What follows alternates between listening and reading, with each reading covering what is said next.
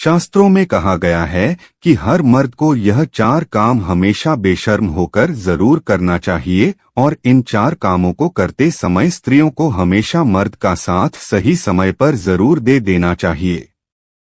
नमस्कार साथियों, स्वागत है वीडियो शुरू करने से पहले है माता लक्ष्मी जो भी आपके इस चैनल को सब्सक्राइब करें, वीडियो को लाइक करें, उसके घर में कभी भी धन दौलत की कमी ना हो और उसका परिवार सदैव स्वस्थ हंसता मुस्कुराता कुशल मंगल रहे। तो दोस्तों चलिए आपको जल्दी से एक छोटी सी कहानी के माध्यम से बता देते हैं कि वह 4 काम कौन से हैं जिन्हें हर मर्द को बेशर्म होकर करना चाहिए। मित्रों, वीडियो बहुत ही महत्वपूर्ण ज्ञानवर्धक है, इसे अंत तक जरूर देखें। एक नगर में एक राजा रहते थे। उनको नए नए कपड़े पहनने का विचित्र शौक था। इसके लिए वह अपने खजाने का सबसे बड़ा भाग खर्च किया करता था। वह अपनी प्रजा पर बिल्कुल ध्यान नहीं देता था। वह दुनिया के कोने कोने से सुंदर और बहुमूल्य कपड़े मंगाता और बहुत अच्छे दर्जी से सिलवाकर पहनता था, परंतु बढ़िया से बढ़िया कपड़ा भी एक बार पहनने के बाद दोबारा कभी नहीं पहनता था। राजा के इस व्यवहार से राज्य की आर्थिक दशा पर बुरा प्रभाव पड़ रहा था। राजा के इस शौक का पता एक ऐसे आदमी को लगा जो अपने काम में बहुत होशियार था। एक दिन वह 3-4 आदमियों को साथ लेकर राजा के दरबार में उपस्थित हुआ। उसने राजा को अपना परिचय देते हुए कहा कि वह दुनिया के बड़े बड़े राजाओं के कपड़े सिल चुका है। दर्जी ने विस्तार से अपना परिचय देते हुए बताया कि किस प्रकार चीन, जापान, अमेरिका और इंग्लैंड देश के राजाओं ने उसके सिले कपड़े पहनकर उस पर पुरस्कारों की बौछार की, जिससे वह मालामाल हो गया है। दर्जी, हम भी तुम्हें मालामाल कर देंगे। अब तुम बताओ, तुम मेरे लिए कैसा कपड़ा बनाओगे? राजा ने कहा।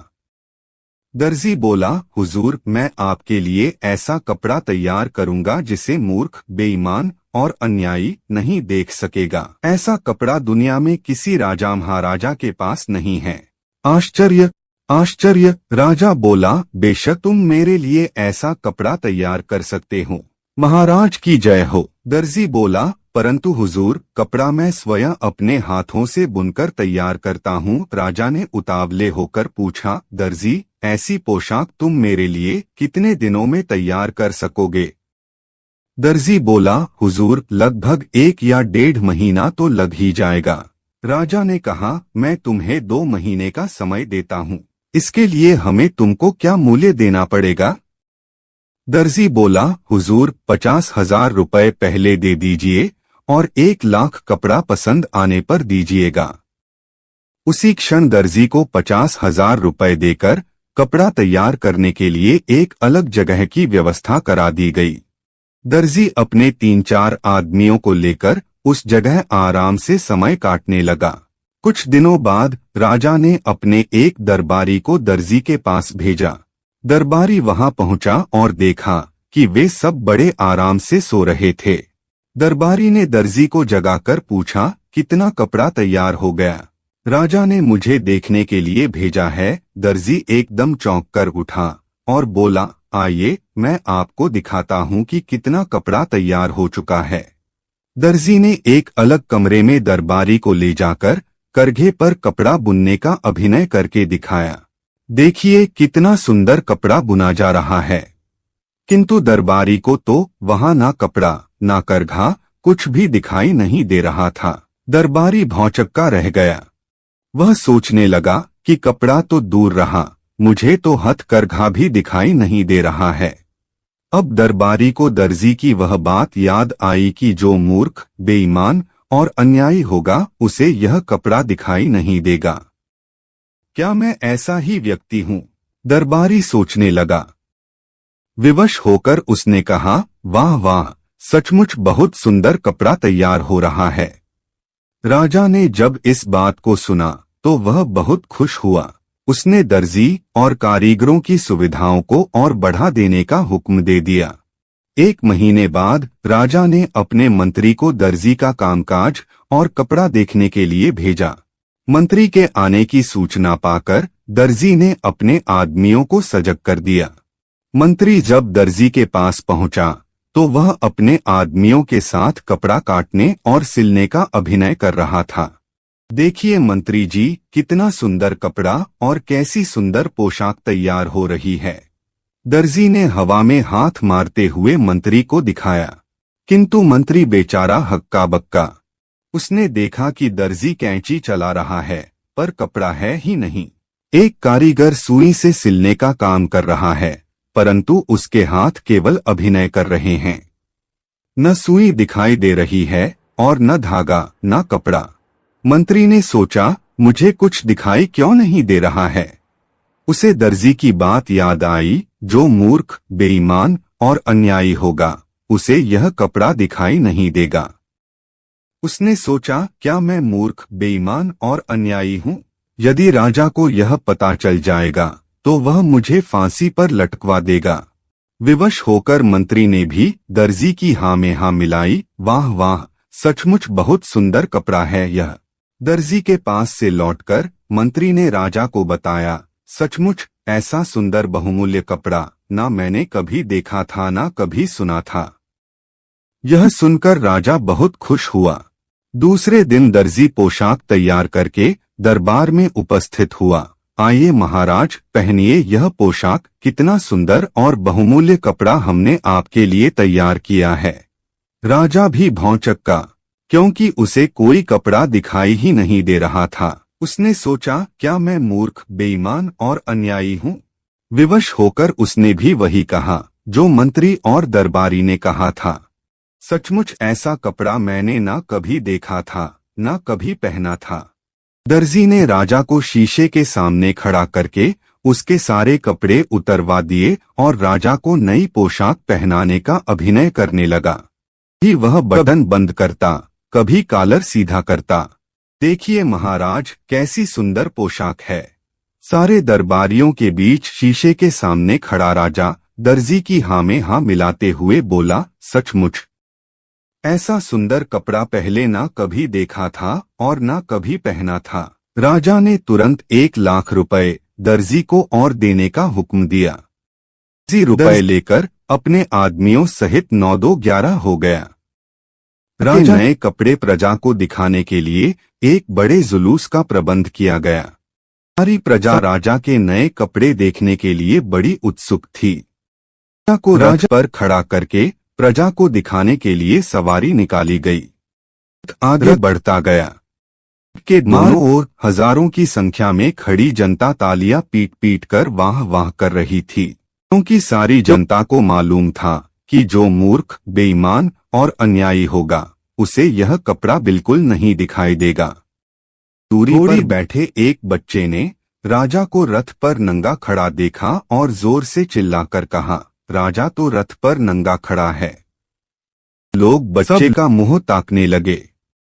फिर क्या सारी प्रजा एक स्वर में चिल्ला उठी, राजा रथ पर नंगा ही खड़ा है। अब राजा को भी अपनी मूर्खता का एहसास हुआ।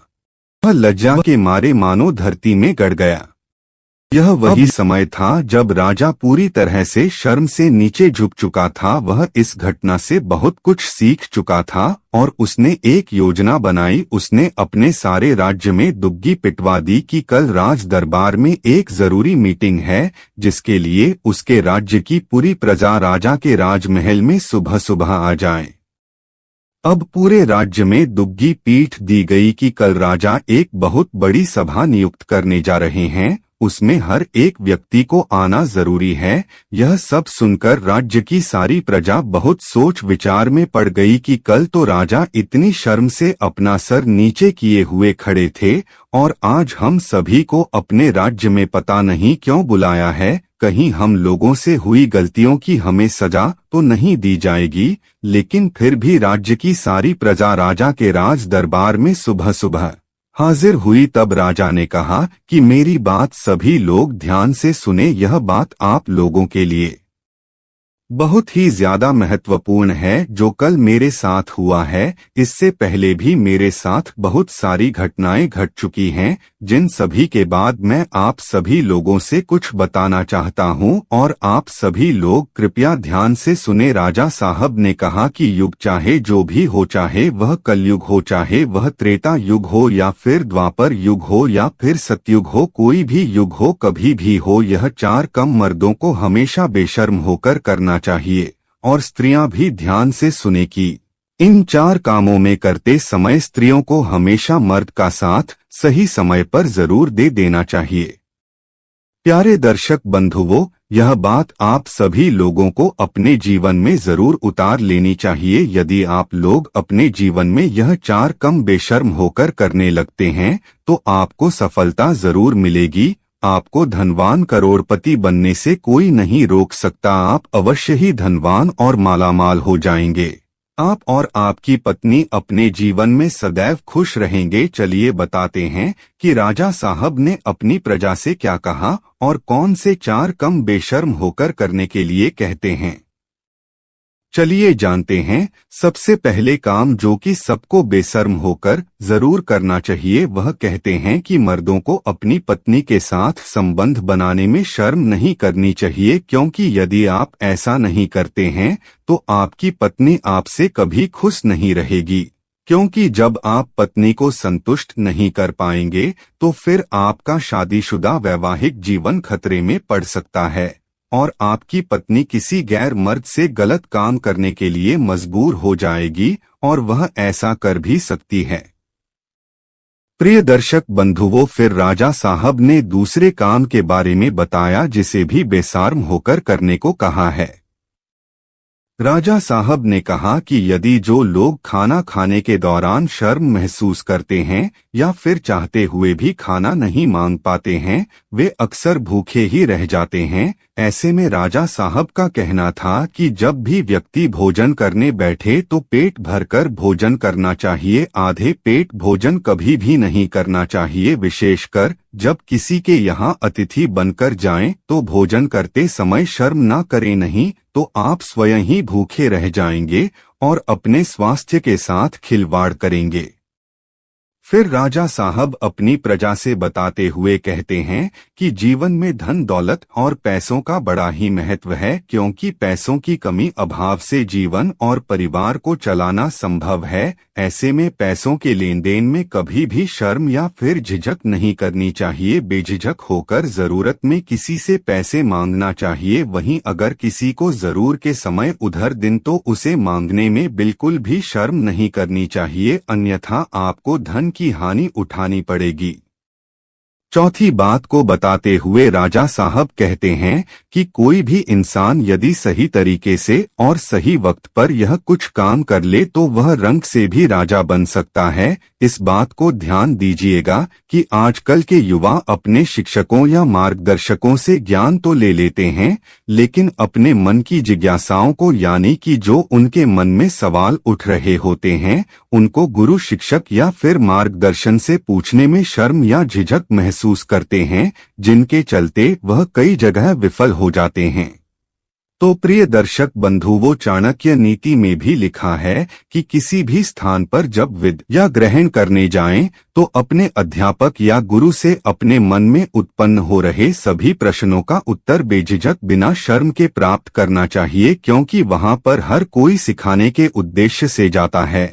और यदि आप वहां पर जाकर भी अपने गुरु से कोई भी सवाल पूछने में ही शर्म करेंगे और अपने माँ के प्रश्नों का हाल शर्म की वजह से नहीं प्राप्त कर पाएंगे तो आप अपने जीवन में कभी सफल नहीं हो सकते हैं। तो इसलिए अपने मन में उत्पन्न हो रहे सभी सवालों का जवाब बेझिझक होकर किसी भी गुरु शिक्षक या फिर मार्गदर्शन से पूछ लेना चाहिए, क्योंकि वहां हम सीखने के उद्देश्य से जाते हैं।